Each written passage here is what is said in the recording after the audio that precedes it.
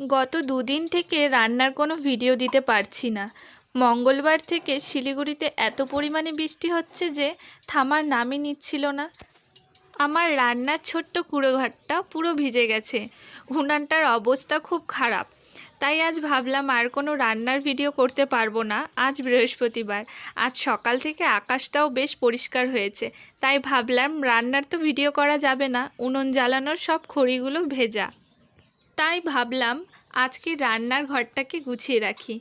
কর্তামশাই রোববারে এই ফুলের গাছগুলো এনে দিয়েছে। ফুলগুলো দারুণ সুন্দর। আর এইখানে না আমি ধনে ছিটিয়েছিলাম, তাই ছোট্ট ছোট্ট চারা গাছ হচ্ছে।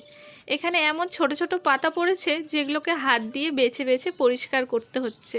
কিছুদিন আগে না পেঁয়াজ লাগিয়েছিলাম, তো এরকম ছোট ছোট পেঁয়াজ কলিও হয়েছে। এই বৃষ্টির মধ্যে পেঁয়াজ গাছটাও নষ্ট হয়ে গেল। বৃষ্টি হলে তো ভালো লাগে, অনেক ধুলোবালি পাশে, ধুলোবালিগুলো একটু যায়, কিন্তু এরকম গাছের ক্ষতি হলে না খুব কষ্ট হয়। নিজের হাতে লাগানো গাছ হলে তো আরও বিশেষ করে বেশি কষ্ট হয়। ফুল গাছ রাখার জায়গাটা পরিষ্কার করে ফুলের টবগুলো উঠিয়ে রাখলাম আর ঝাড়ু দিয়ে পরিষ্কার করে নিলাম। উনুনটা তো অবস্থা একটু খারাপ ছিল, একটু মাটি দিয়ে ভালো করে মুছে রাখলাম। রান্নাঘরটা পরিষ্কার থাকলে না নিজেকেও একটু শান্তি লাগে। যাই হোক, রান্নাঘরটা পরিষ্কার করে নিলাম। আর আজকের 50